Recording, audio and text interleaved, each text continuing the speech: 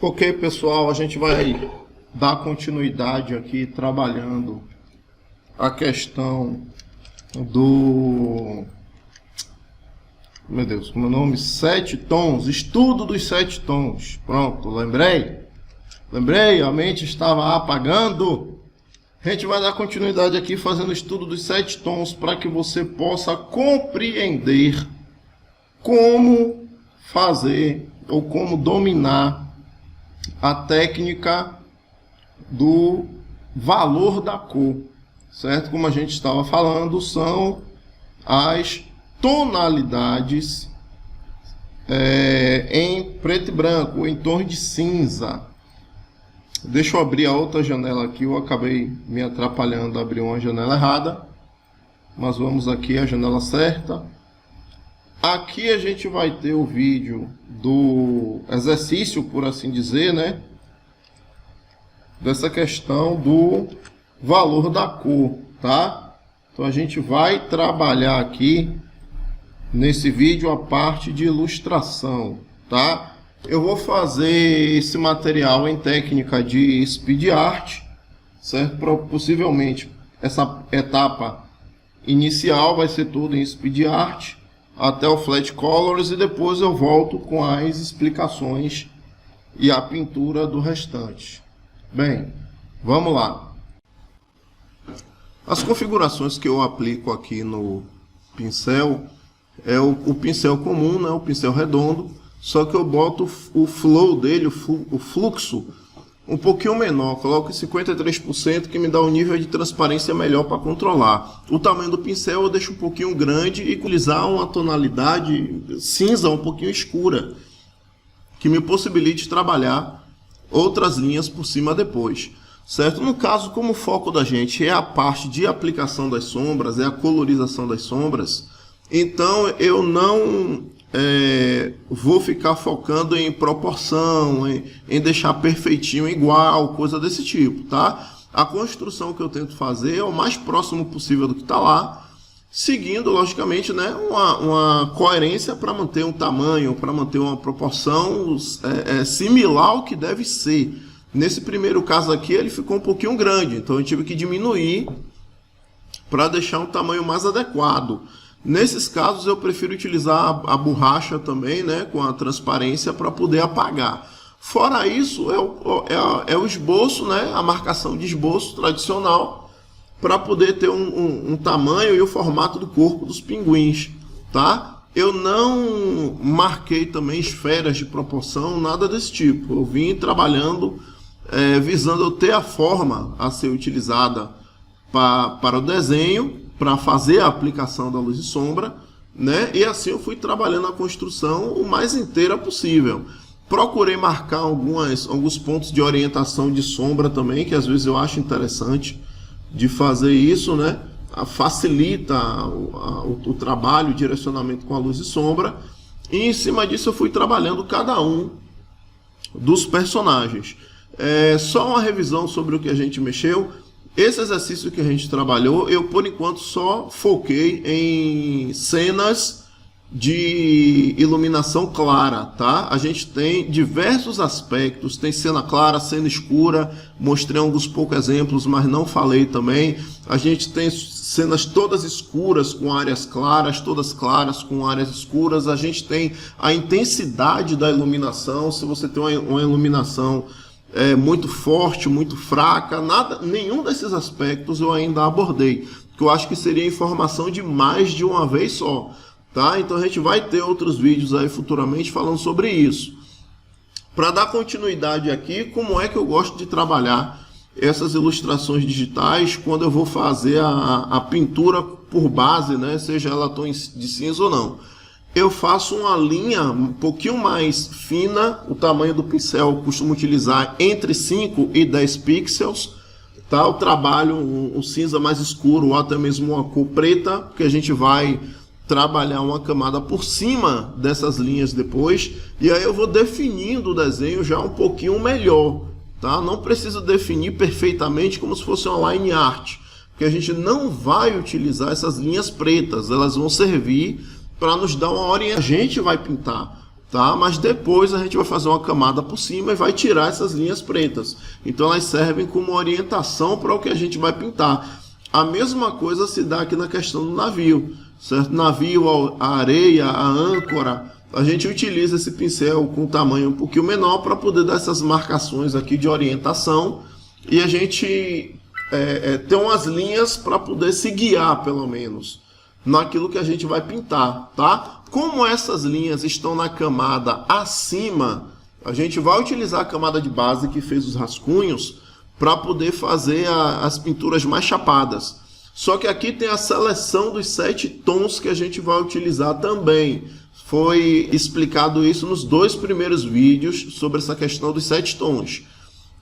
Depois que você define os 7 tons que você vai utilizar, você vai começar a fazer as marcações de base, certo? No caso aqui eu peguei uma tonalidade para o céu e para as nuvens, tá? Pode acontecer de você fazer um pouquinho mais escuro ou um pouquinho mais claro? Pode, não tem muito problema com isso daí. A gente não está trabalhando visando fazer uma reprodução hiperrealista ou uma reprodução totalmente igual. A proposta não é essa.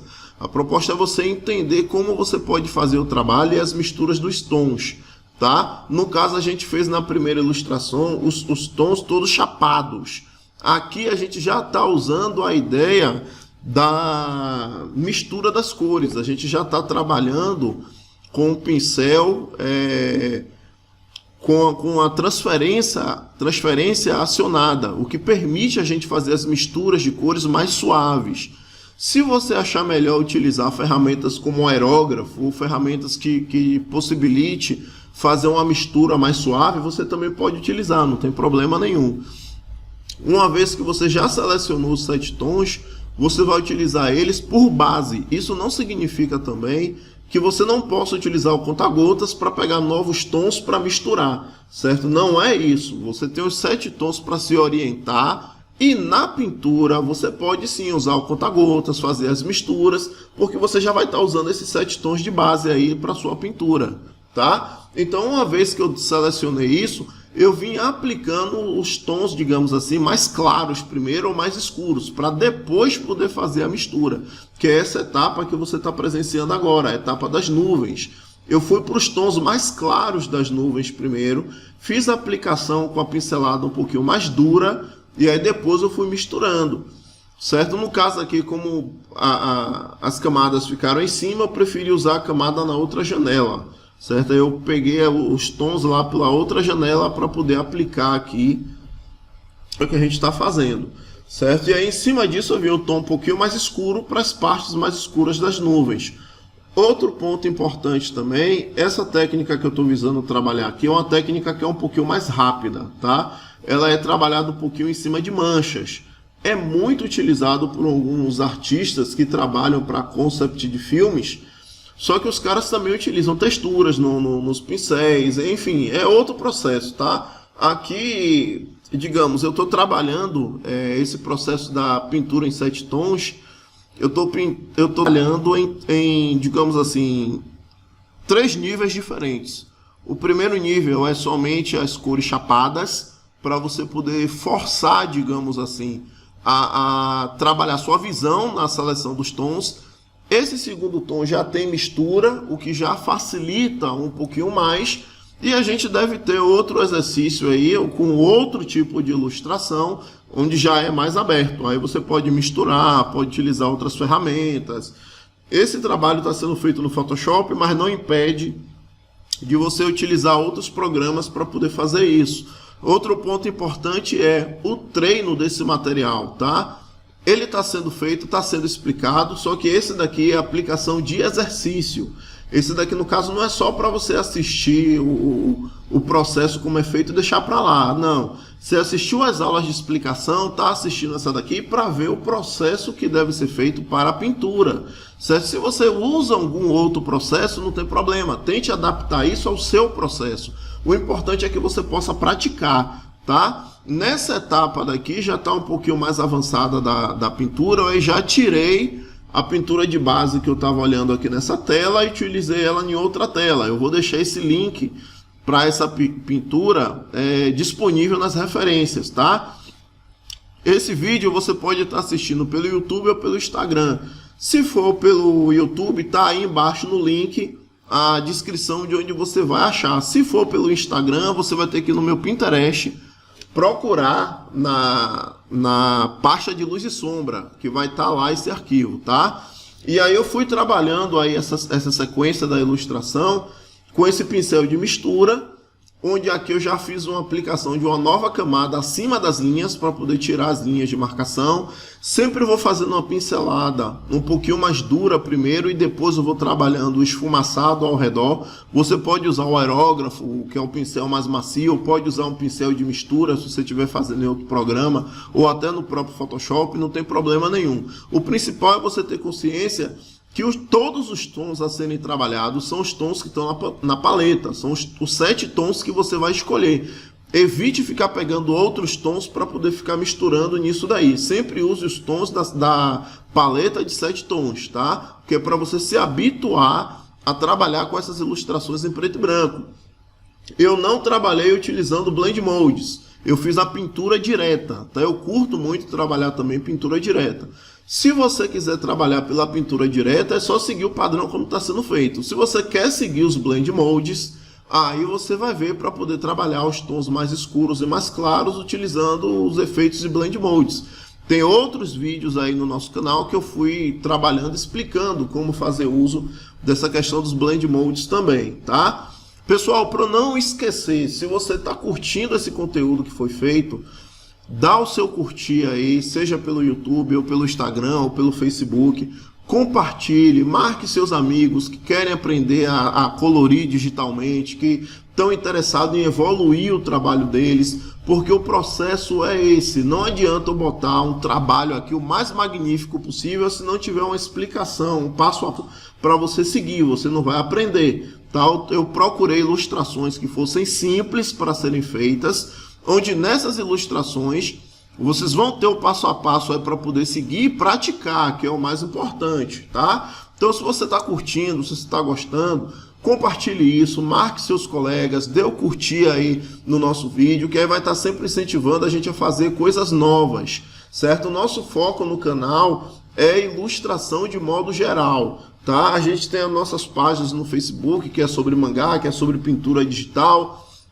Eu não costumo muito ficar misturando, né, os conteúdos, porque são públicos bem específicos para cada um, tá? Mas se de alguma dessas páginas você veio até esse nosso conteúdo, contribui aí com a gente, dando o seu curtir, deixando o seu comentário também, o que você gostaria de ver, qual é a sua dificuldade quando você está desenhando ou pintando, o que você gostaria de ver como dicas aqui no nosso canal ou nas nossas páginas. Comente aí o que você acha interessante para ser aplicado, para a gente aí desenvolver alguns materiais novos aí falando sobre isso também, tá?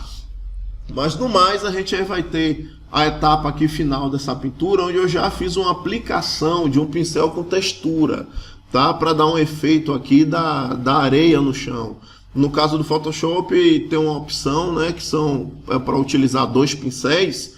E nessa opção de utilizar 2 pincéis, você pode deixar um pincel deles com textura, que aí dá esse efeito aí semelhante da areia, tá? Esse mesmo pincel que eu usei para areia, eu acabei utilizando aqui também para a ideia da âncora, que é a ideia do metal desgastado, certo?